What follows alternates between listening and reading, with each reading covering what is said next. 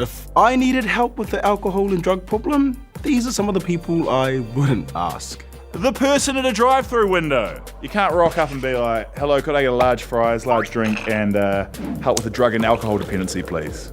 My dog. Most questions she just tips her head to the side like she's doing now. I need to talk to you about drugs. Cute, but not helpful. A drug dealer? I feel like they might have some ulterior motives. Santa. You can pretty much just ask him for presents. Unless Santa is secretly your mom, in which case, yeah, ask her. A magic 8-ball. Do I need help with drugs or alcohol? Better luck next time. This thing sucks.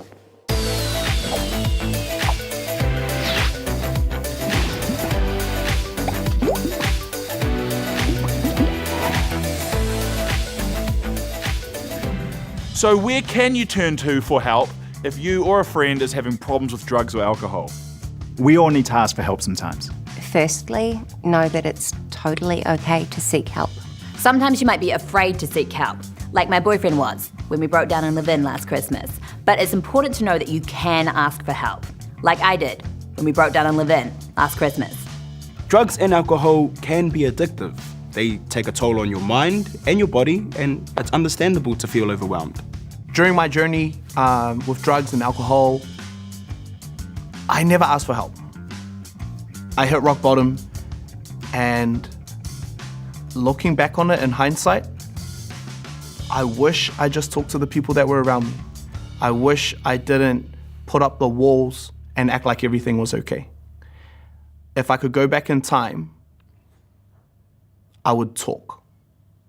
I would be honest, because I think there'll be fewer regrets. You don't have to wait till the situation is really bad before you speak to someone. It doesn't have to be totally dramatic. You could talk to someone you trust if you're worried that you or a friend might be heading into trouble. If your friends or family are telling you that they're worried about you, it might be a good idea to listen to them. I had some friends that took the time to sit me down and tell me I was addicted to Diet Coke. And you know, they just tipped out bottles and bottles of Diet Coke that was in my fridge. They took mini bottles from my bag. They took bottles from under my pillow. This isn't a joke.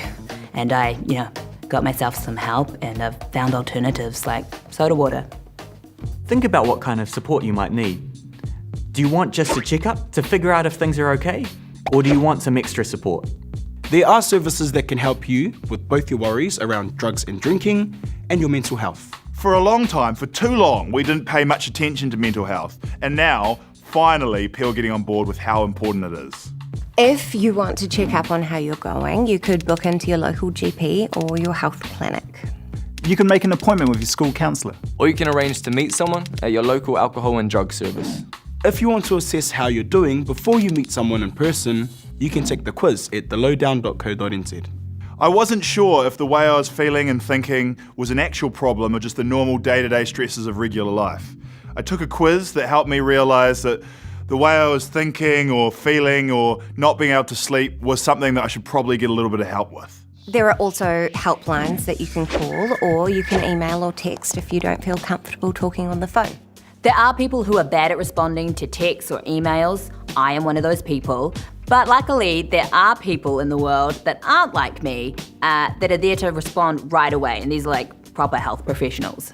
I've called helplines many times because I often feel more comfortable talking to a stranger. I just find a quiet place, give them a call, and I'm always glad I did. There are places where you can learn skills that can help you to get more in control, cut back, or stop using. They can help you develop skills like dealing with peer pressure, planning for events, dealing with self-esteem and emotions, and handling cravings. Sobering up was terrifying and hard and painful, physically painful. See, I was an idiot. I'm an addict, not a genius. I cold turkey. Now, you're not meant to cold turkey. You're supposed to go to the counselor and they put you on a program and then you slowly come out of your addiction. I didn't realize that. I cold turkey, and for 10 days, my nerve endings were on fire. I couldn't sleep. I was sweating. I was angry. I had massive headaches. But that was in the end, helpful because it made it real for me. I think sometimes when someone says you've got an addiction, you don't really believe it yourself. You're like, nah, I can keep going a little bit, or I can cut down. But withdrawal makes it real. If you want to get support from people your own age, then talk to peer support at your school. Or look up Teen online. It's like a big group chat of teens affected by alcohol. There are also places you can stay to help you get support. Not my house, I'm busy this weekend, but maybe next weekend, I don't know. Text me. You can refer yourself, or you can be referred to the service you need through a helpline, or a GP, or a counsellor, or alcohol and drug services. Hey, but if you feel you or someone you know is in immediate danger, just dial 111, because it's better to be safe than sorry. You might be wondering how things are going to go when you reach out to someone for support. You can ask to speak to them alone without your parents. You can ask what information will be recorded and if it will be shared with anyone. The health professional you go to see will ask why you've come to see them, and it could be something as simple as, I want to check if my drug and alcohol use is okay. They might ask you questions about your relationships, your mental health, what you're using and how much, and you should try to answer these questions as honestly as you can. Hey, it can be daunting, but I find there's a real relief when you can just say what's really going on. Sometimes being totally honest just takes a weight off your shoulders. And just remember, they've probably heard worse. Are you allowed to ask questions? I usually write down a list of questions on my phone. Otherwise, I forget to ask the most important thing. You might find it's helpful to have multiple sessions, especially with a counsellor. I mean, not everything can be worked out in just one visit. Let them know if you need urgent help for your drug or alcohol use, or for anything else. The most important thing is your safety. My relationship with drugs and alcohol was a weird one. I grew up around it. It was all around me, family, playing rugby league, just everybody that I surrounded myself were using. So it was inevitable that I'd get into it too.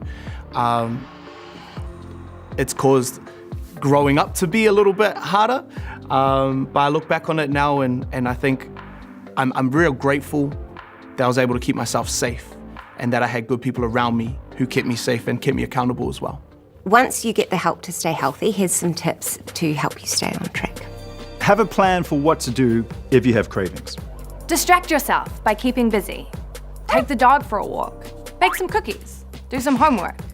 Recreate the entire Shorten Street Hospital on The Sims. Find something you can do that you enjoy that'll keep you busy. Don't have any drugs or alcohol at home. That's like me cutting out sugar when I have a cupboard full of Tim Tams. It's just asking for trouble. Avoid places where you used to use and hang out with friends who don't use. You'll be surprised how changing it up can make you feel like a whole new person. Your health professional can help you identify more of these strategies. When things get back on track, don't forget to take a moment to celebrate that you've got to this point. Have a think about what you want and work towards it. Create a Pinterest board. Mine has abs. If I could just get one ab or two to replace this one, I would be so happy. Stay connected to positive people, activities, and communities. You'd be surprised how many people out there are willing to help. And if you feel like you're going off track, just talk to someone who cares about you or call the helpline.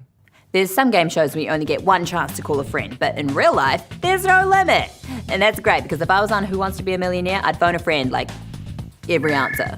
Remember, if you drink or use drugs, make sure you know what you're taking and how it's going to affect you.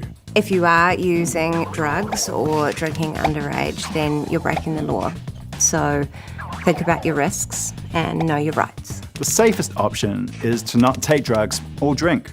But if you do, just take steps to reduce the risk of getting hurt. Being sober is always a great option. Look out for the signs when drug use becomes a problem and do something about it. If you need help, it's out there. You just gotta ask for it. Personally, I just choose to get high on life.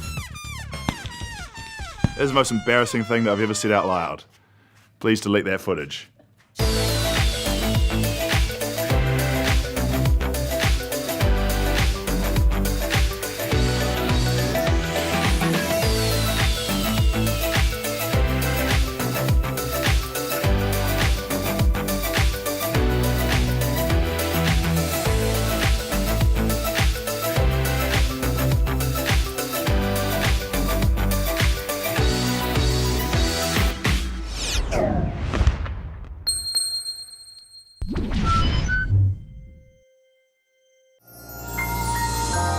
Thanks for the Real Drug Talk New Zealand on air.